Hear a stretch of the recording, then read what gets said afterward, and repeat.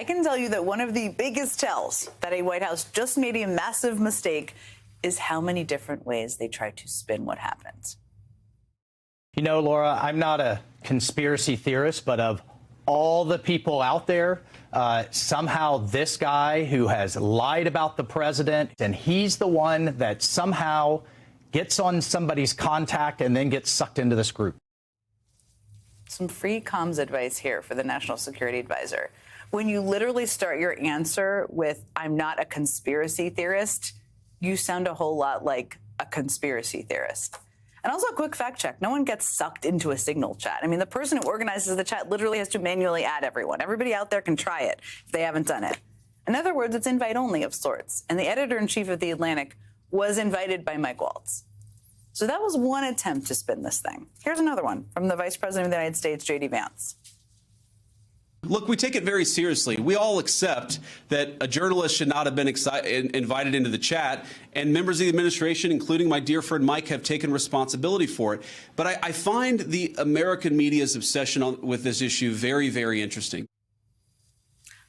We are all interested. Who wouldn't love to know how exactly a reporter ended up on a group, especially Jeffrey Goldberg, about a chat including imminent attack plans? But everyone's obsession, if whatever you want to call it, interest, concern about this story, isn't it all about that? It's about how and why the senior-most members of Trump's national security team decided to discuss military attack plans on a commercial app. And speaking of that app, the Attorney General says it's totally secure. Is Signal not going to be used, or is it going to be used going forward? Are you aware of it? I think Signal's a very safe way to communicate. I don't think foreign adversaries are able to hack Signal, as far as I know. So look, I'm not a tech wizard. That's not my superpower. But I don't think the Attorney General understands how hacking works, which is its own concern everybody should have.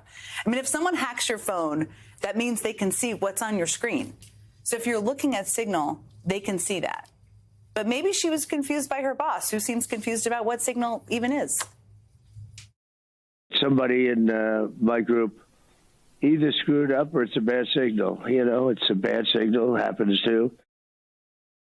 Bad signal could just be it's a use of the same word, but other than that, it has no relationship to what's happening. Or it could be a very bad mistake that they somehow just keep making worse every single time they are asked about it. Joining me now is Democratic Congressman Pat Ryan of New York. He previously served as a U.S. Army intelligence officer and sits on the Armed Services Committee. And you and I have been on sets talking about this all week, and I think you've had some of the most insightful takes on this to help people understand it. I mean, one of the things I just wanted to raise is that as almost funny and absurd as some of their responses are, they basically want to move forward. And there have been some who have made the argument that if they had just admitted that they made a mistake, we'd all be moving forward and it would be fine. I don't agree with that. I don't think you do either. No, clearly this is the last thing they want to talk about, which means we have to continue to talk about it because accountability is what we owe the American people on everything, but especially something where unequivocally soldiers' lives, airmen's lives, pilots' lives were at risk because of these actions. So no one should be left off the hook, and we've talked about this. I think this is clearly the tip of the iceberg, and we need to be relentless in pushing for transparency and accountability. If the Armed Services, the House Armed Services Committee chair has already said he won't hold a hearing, which is outrageous, we need to hold shadow hearings. We need to be asymmetric and figure out how to not let them get away with this, regardless of whether we're the majority or the minority. We owe that to the American people. What do shadow hearings look like for people who are thinking, what is that? That sounds good. What does that look like?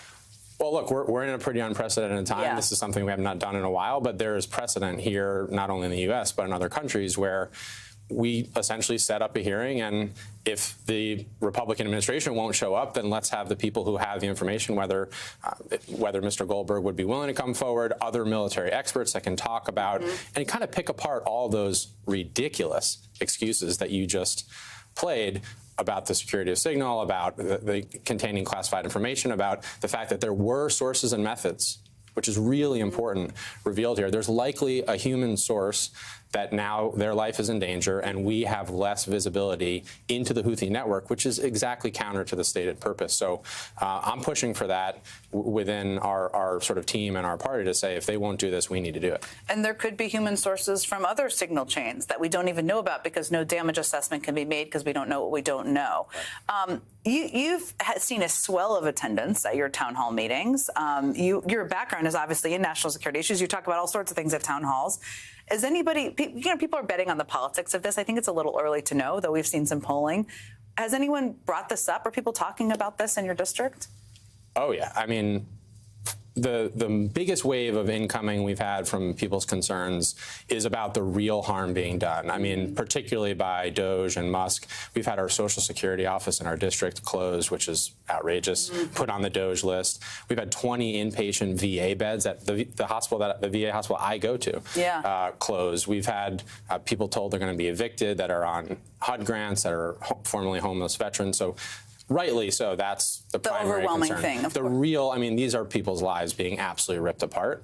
We have also, though, gotten a ton of incoming about this sort of signal leak and all that goes with it. Not only the substance of it, but the lying. I mean, I think it's really gone from a screw up to a cover up. And I think that seems to be what they're doubling and tripling down on. And that just defies, I think, sort of the American ethos of accountability. Certainly what I learned as an Army officer is you're responsible for everything your organization does and fails to do. Hegseth needs to own up to that. It should be the case. But before I let you go, you gave this interview to Time Magazine, encourage anybody to read out there, and you made some points about Democrats broadly that really caught my attention. You talked about the needs for Democrats to answer with patriotic populism, and you went on to say we have to call out villains. It seems like you're doing that here, but what does that look like? Well, people are really, especially since the Trump administration being hurt, but even before that, for the last 20 years, economically, particularly, people are being hurt in my district and across the country, and they're looking, someone's responsible for that, and Trump has offered a set of villains that are disingenuous and divisive. We have to offer more honest explanation of who's responsible for the fact that in my district, for example, United Healthcare has bought up all the healthcare practices. Cost is up, quality is down, you can't get an appointment. The villain here is a massive healthcare conglomerate that's made record-breaking profits while people's care is suffering. We need to lean into that as a party because it's just the reality of how people's lives are being lived. And if we don't bring voice to that and bring the fight and say, those are the villains and you are the heroes. The American people that are just trying to start a small business or support their family, we have your back. We're going to fight with you against those that are doing you harm.